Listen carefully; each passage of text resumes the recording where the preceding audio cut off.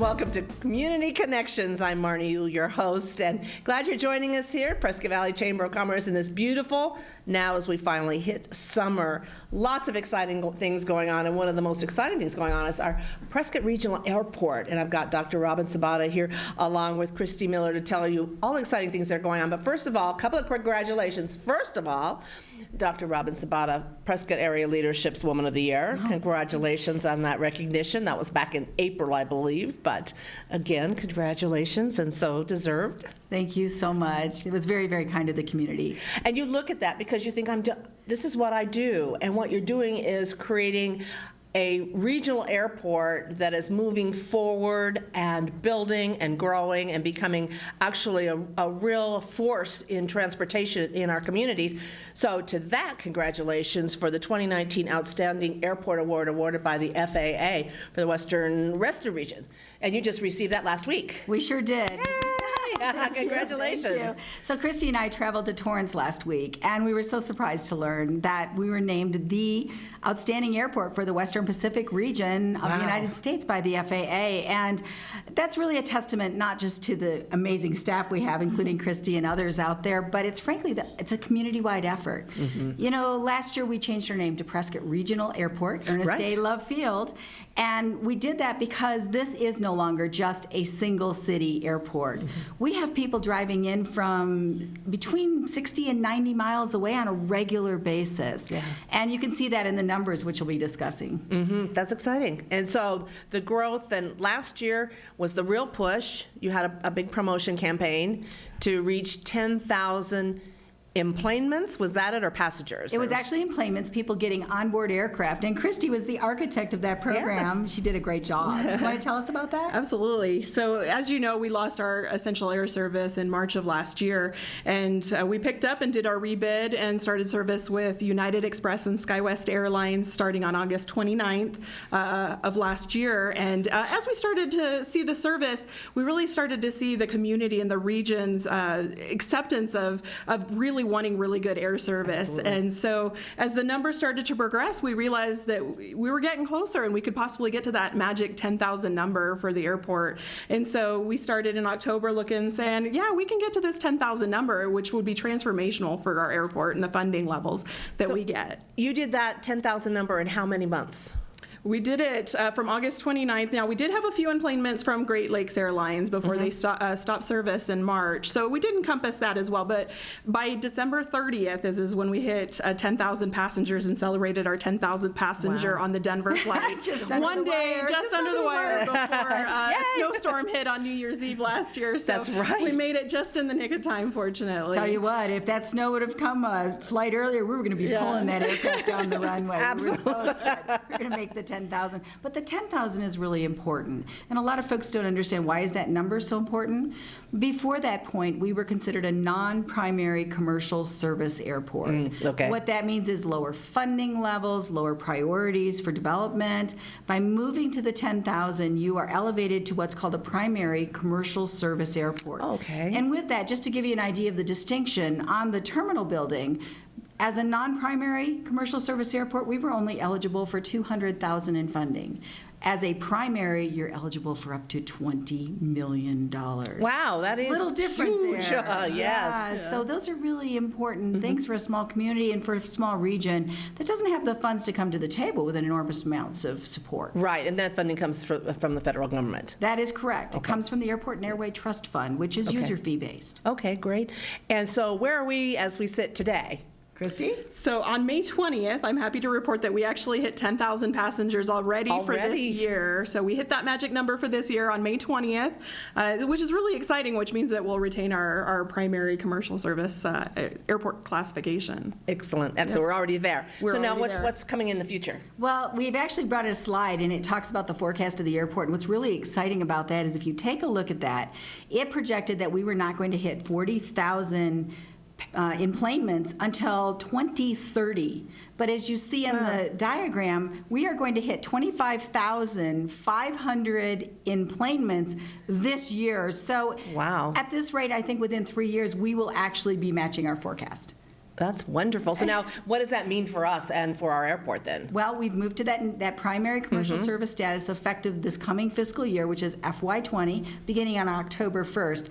And of course, we're hoping that that will translate to funding. Already, we have been recipient of a funds for design on taxiway Charlie relocation and other major capital improvements. Including the new terminal. Well, the new terminal, we are still waiting to hear officially on the funding. We feel very confident that it will come, But you have a design for it. We do, and There's a that- plan so that when that funding comes, Yes. you move forward. Absolutely. And we are scheduled to break ground on September 26th, so we believe that we will be on track for that. We have every indication we're on track. And then what does that mean about the terminal? I mean, everybody says it's kind of small, but it's kind of quaint, but it's charming. Oh, that's a good point. Is that going to put us into the higher TSA level and everybody's, screening and baggage checks and all of that? Well, or? actually, we're always going to be a smaller airport. We're not going to be a huge airport, but if you take a look at where we are in terms of total aircraft operations, this is really important for people to realize where we are in terms of the community and total aircraft operations, because that's your second measure. As you can see on the diagram up here, what we've done is highlight where Prescott Regional Airport is. And it's about 235,000 operations a year. It's probably a surprise to many people that we are just below Oakland and above Portland, San Diego, and several other large airports. So that level of busyness does translate into all sorts of things that have to do with the community. Right, excellent. Well, so that's what's going on.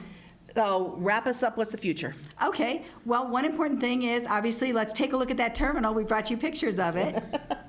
That's a beautiful building. It is, and this is the front side of the terminal. That's the new future, and you're right, it's about 18,000 square feet. Our current terminal complex is about 10,000 square feet. Okay. So it is an increase in size. This is the inside of the terminal building. It's going to have nice high lofted ceiling, plenty of room for us to have 2 TSA lines, so we do have the capability to do TSA pre.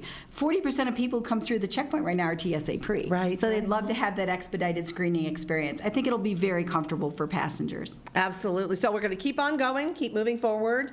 What's next then? We break ground in September, and are we looking forward to maybe some additional destinations? Well, you know what? I'm going to be visiting the airline later this month. There are 3 options. One is to upgauge or bring in larger aircraft. The second is to have additional frequency to existing destinations. And the third is new destinations. I think probably where we would go would maybe be additional flights to the current destinations because they are so well served. And I like that because we could use a little bit different timing on the Prescott to LAX. Yeah. Just for my purposes, and it's all about me. Okay, again, how to follow more information. We're running out of time here. Prescott Regional Airport. Do you have a website? Fly.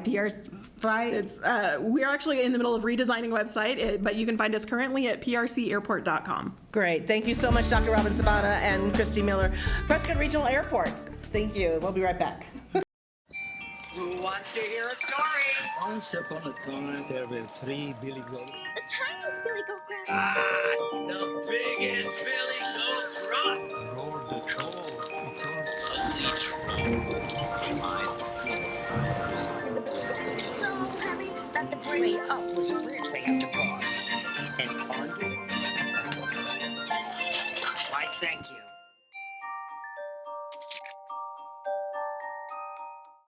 I got some Oxy after I hurt my neck. I didn't know they'd be this addictive. I didn't know how far I'd go to get more. Opioid dependence can happen after just 5 days. Know the truth, spread the truth. Here's something we bet you didn't know. Nearly half of all cancers can be prevented. That's right, half. Nearly 50%, mostly by making small everyday changes in your diet and controlling your weight, walking more, eating less, and eating foods that help you and your family to seriously reduce the risk of cancer. And of course, by not smoking. Visit the Cancer Prevention Together We Can website and get a free 30-day planner filled with tips, recipes, stats, and more about protecting your family. Go to prevent50.org. And welcome back to Community Connections. Just a side note on Prescott Regional Airport, Dr. Robin Sabata was telling me that right now they're on summer hours and it's some kind of density, so it's their flight times are a little bit different, and then they'll go back to normal hours in October. I think she said October 4th, so it's all about weather and patterns and air and heat and and flying. So anyway, so if you have that question, because I'm the same way, I'm looking at why can't I get a flight out in the middle of the day? It's just aircraft rules, wherever. Hey, Ben. Ben Hooper, Economic Development with the town of Prescott Valley, one of my buddies, my three amigos. Hey, so pretty exciting. That makes a big difference for us in economic development, having the Prescott Regional Airport with so many flights and people coming in. Oh, absolutely. It's a benefit. Yes, the airport will continue to grow and be an economic driver to the region. I have no doubt on that. Right, right. So, well, give us a scoop. What's going on? You always know the inside track on businesses. Trust me, though, you don't have to tell me anything more about Dunkin' Donuts. They are having a soft opening as we speak. They're testing all their workers and making sure they can make donuts and scoop ice cream. Very soft. I think next week they're opening, but they're right around the corner from the chamber office. So while you're getting your donut or ice cream, come say hi. That's right. They're hoping to do a grand open before the end of the month. Right. So we're super excited for that. That's going to be a Dunkin' Donuts and Baskin Robbins. Hasn't that been crossover one of concept. those most anticipated businesses? Haven't you gotten a gazillion calls? Oh, absolutely. It was like the Chick-fil-A when I first started, and everybody wanted to know when it was going to open. But if that's indicative of a business being successful, the Chick-fil-A has just been killing it. And so I'm hoping the same for Dunkin' once they open. I don't see why it would be any different. And then next to the Dunkin' is that Mod Pizza. And they have not set a specific grand open date, but it'll probably be within 6 weeks or so of the Dunkin' opening. So we're looking good. Signage is out. Yeah, It's exactly. exciting to see that corner developed. It's looking really good. Landscaping in. We've, of course, being so close to it, I've been following it. You can watch it day by day. Open. The bad part's going to be when they are open and you're right next door to it. though, Well, Marnie. you know, when you have a 93-degree day, it's 2 o'clock, 2:30 in the afternoon, and you're wondering, an ice cream sounds really good, and I can count the steps to get there and get back. Because it's right behind the office. Yeah, it's perfect. So what else is going on? Well, there's a couple new car washes that are coming into Prescott Valley. Yeah. I think for anybody that uses the Ocean Blue on State Route 69. I think that's everybody. It is everybody. And it's, At least at the same time and I'm it all going. comes at the exact same time, exactly. It gets a little backed up at times, and there is going to be another Ocean Blue that is opening next to the Maverick on Glassford Hill. That's going to be the next phase of a larger retail expansion on the north side of Lakeshore. Right. We also see another car wash that's going vertical over off State Route 69 near Prescott East Highway. And they haven't given me a specific date that they hope to open yet, but the structure is vertical. They're clearly doing a Well, you can lot see where of the work inside. the vacuums are, you know. Boy, they're really modern looking. Yeah. That one's coming right along, and they bought a 2-acre parcel. They're only building on one, so there's another acre for sale that is right on the hard corner there. That I greatly suspect that will sell with pretty rapid speed. So. What do we want? I know, right? What's on your wish list? I can only imagine. We I know have all what's on kinds Eddie's of wish things. list. Eddie wants an El Pollo Loco.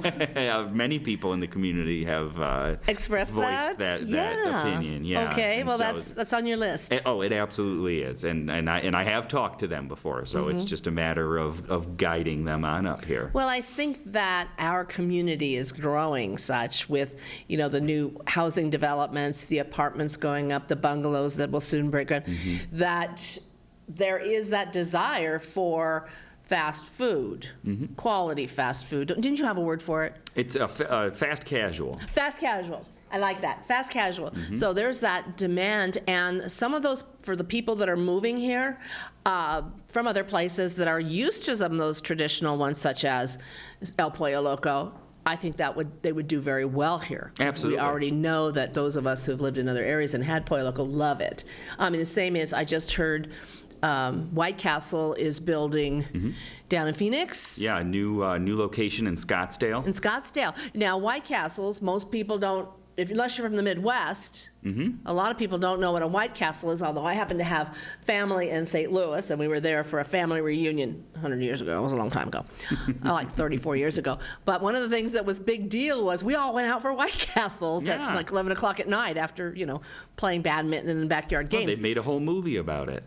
Yeah. Harold and Kumar go to White Castle. See, there you go. So, you know, for that there, so, you know, you're going to have, businesses know what their market is. They do. And they're smart about it, right? Absolutely. Well, and you know, the truth is, really, retailers, restaurants, chains at least, many times they're not that innovative. They just go with what works, and so that's why, you know, there's usually kind of set standards that any retailer uses to evaluate a community. Probably the two most important being population. You know, is there enough people to support my good or service, and income profiles. You know, is there enough purchasing power to buy my goods or service? And so as we continue to grow in population, and as our incomes continue to grow, and they are growing in this area, it just makes us more and more attractive to the private sector. So I have no doubt that more fast food, fast casual, full-service restaurants are on their way, as well as a slew of other retail options. This is a matter of the timing and finding the place. You know, let's fill up the native bar and wings that empty. It'd be nice to get something in there. I you know, agree. We have some possibilities of a business already being able to move in and just take over space. Well, and that's, you know, part of what we struggle with in this community is building stock. You know, that we don't have an enormous amount of available buildings. It doesn't matter if you're talking office, industrial, retail. We don't have that many that are available. So when we do, well, you know, of course, you'd like to see them full. Right. It is an opportunity. And so like our vacant Sam's Club, that is an opportunity. We saw 2 opportunities be utilized at the end of last year with Pruitt's Fine Furniture backfilling the former Kmart, and the Heights Church has announced that in 2020 they're going to backfill the former Albertsons. And so, you know, those are 2 examples of great reuses of buildings. Right. But we also see a lot of ground-up construction, so it's a mixed bag, and it's a lot of fun to be doing economic development in this town. Any secrets? We have a few more minutes, a few seconds. Oh boy, I don't know. Nothing that I can. Nothing you can divulge at this time. Yeah, you know? nothing I can divulge. I'll twist your arm later. Yeah. Well, and know that I'm working on it. I'm working on it. That's what you do all the time, Yeah, and you're that's doing a exactly great right. job. You're filling the spaces we need filled. You're bringing in the retail and also the fast casual or the food options that the community wants. So if they want anything, you go to bhooper@pvaz.net and just send him a little email telling him what you'd like to see come to Prescott Valley. Please do. I love hearing from the people I work for. Oh, thank you, Ben. Thank you so much for joining us. Ben Hooper, Economic Development, Town of Prescott Valley. We'll be right back.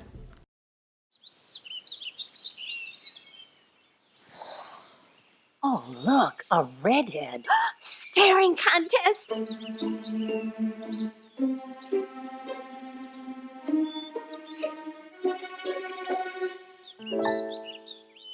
You still got it.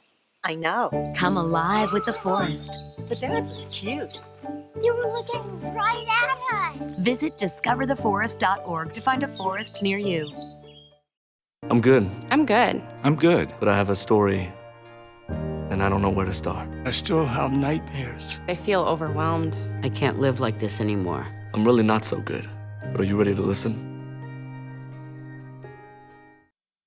Roll over. Chance high five. All right. When you adopt a shelter pet, you discover all the things that make them unique. And your mother and...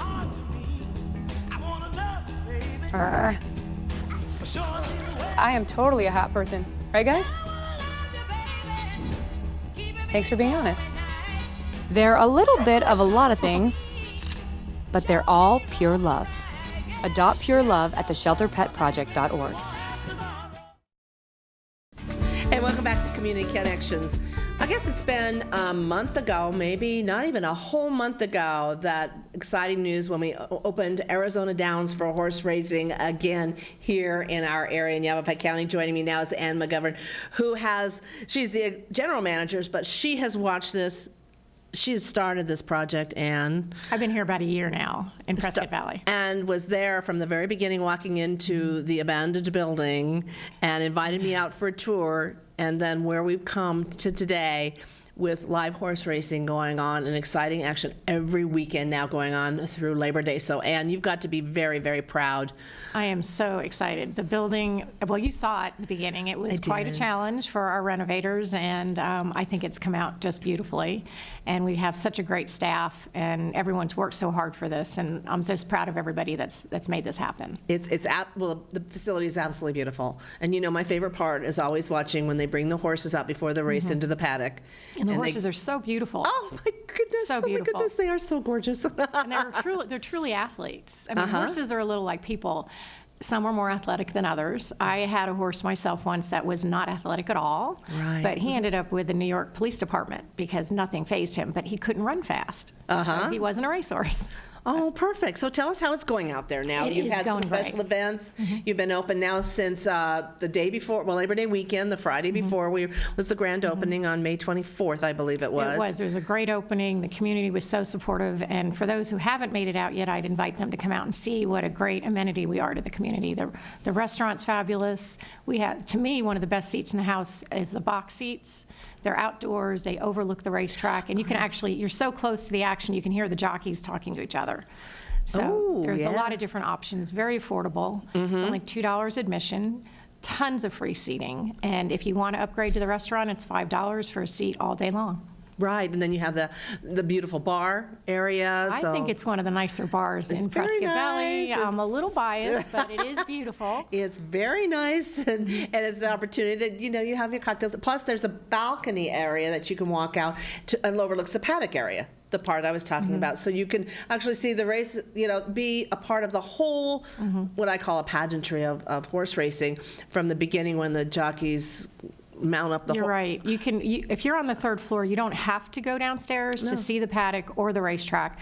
You have the beautiful views of the racetrack on one side. You can walk over to the balcony, see the horses get saddled, and then go right to the mutual line and make your wagers. Right, and betting, I hadn't bet in the horse race in a long time, and I had so much fun. It's like $2 bets. You just start out as a $2 bets, and you pick your horse, and then I go a little crazy. You're like, okay, across the board. Ooh. It was $6. I was living the high life, you know. And then I won $4 back. You know? There you go. There you go. So it's fun because you can make a day out of it, and you really are in it for, you know, as little as you want or as much as you want. You don't have to wager at all. You can watch the beautiful animals. You can have a great meal. You can socialize. It's an entertainment option. There's a lot of kids' activities. We have a family fun zone. Let's talk about that. Yeah, mini puppy races. They are adorable. The Fido 500s. And what I love about these dogs is most of them are rescue dogs. And they just run around this little track and have so much fun. And you can tell they're so well taken care of. And the kids love it. In our family fun zone, we have other activities like cornhole and tetherball. And then you can watch the live horse races. The horses go right by the family fun zone. So you can see them up close, and then when they go back out to the track, the jockeys are on the horses, and you can see the jockeys up close and wish them luck. So it's a lot of fun for families. Oh, yeah. So you can, so that's part of the $2 general admission, though. It is. It's $2 general admission. There's no extra charge for the family fun zone. And this weekend with Father's Day, we have a couple of Father's Day activities going on. Stick horse races, daddy and daughter, and daddy and son stick horse races. And for those dads who like a little bit of craft beer, we have $3 pint-size craft beers. All Arizona craft beer. Right. Now, where is this, in the first floor, or? The craft beer bar is on the second floor. Okay. And next to that is a Make Your Own Bloody Mary bar as well. So. Well, you have been holding out on me, Ann, because I did not know about that. Well, come on out, and I'll bring you up there, and you can taste test for me and tell me how we're doing. Oh, I just watch you from afar, and then I've been out there a couple of times. It's time to get back. I know we're planning our chamber day at the races on August the 10th. But horse racing is Saturdays and Sundays. Saturdays and Sundays. And what time do you open? The first race is at 1 o'clock, but the doors open at 10. Right. And between 10 and 1, we have a little seminar that can teach you some of the vocabulary used in racing and make you more familiar with it if you haven't been around a racetrack. And then we have, of course, Michael Rona, our world-famous track announcer, who will give you the activities that are coming up during the day, and it's just a fun time. It's fun when they're talking about the horses that are in each race, you know, that they've raced here and this. I've started listening to, how they've done, if it's their maiden race or they've raced here, it's a California horse, or a very interesting learning more about the horses and the psychology of the horse racing, but having fun at $2 to get in. And like Ann said, there's really no other costs. If that's what you want to do, is come and just watch the races. Yeah, parking's free. Yes. $2 admission. There's tons of free seating on the first and second floor. And again, if you want to upgrade to the restaurant, it's only $5. But you have concessions available both the I think first you called floor. it fast casual. Fast Yes. casual. We have a lot of fast casual foods. We have a cantina that has some fajitas and nachos, and we have our quarter-pound hot dogs, make-to-order individual pizzas, the craft beer selections, an open bar, all of that on the first and second floors. And I'm going to send a shout out real quick here when you talk about that, because we were there, the off-track betting, and a shout out to and thank you to Governor Ducey for signing House Bill 2547 and allowing those signals to come in that we can get off-track betting on tracks all across the country. And I appreciate you saying that. I also want to thank Governor Ducey for seeing the potential there and what it can do for horse racing. And what it can do for our Arizona Downs. That was very, very important. Absolutely. And again, Senator Fan and our representatives, Pierce and Campbell, who represent our area, understanding how important it was, and that we reached out to them and they communicated back with us and supported that. So that is great, because now, all year round, we can go to Arizona Downs and you can visit other tracks visually through video and watch horse races and bet, and that was so important. And we're talking Santa Anita and Pimlico and we have so many retirees here from other parts of the country who have been to those racetracks, and it's just another way to make them feel welcome in the Prescott Valley area. But I also want to make a shout out to you. You and your organization have been so supportive, as has all of Prescott and Prescott Valley. And we saw that, our ownership saw that when we were looking at this location. And without that support, I'm not sure we would be as successful as we are right now. Well, come on out. Arizona Downs, located at 89A. As you're heading up to Jerome on the right-hand side, you cannot miss it. Beautiful logo, beautiful sign. Open Saturdays and Sundays. Come on out and have a good time at Arizona Downs. Oh, thank you so much, Marnie. Ann McGovern, General Manager, thank you and congratulations. Great job. Thank you for joining us here at Community Connections. Have a great month.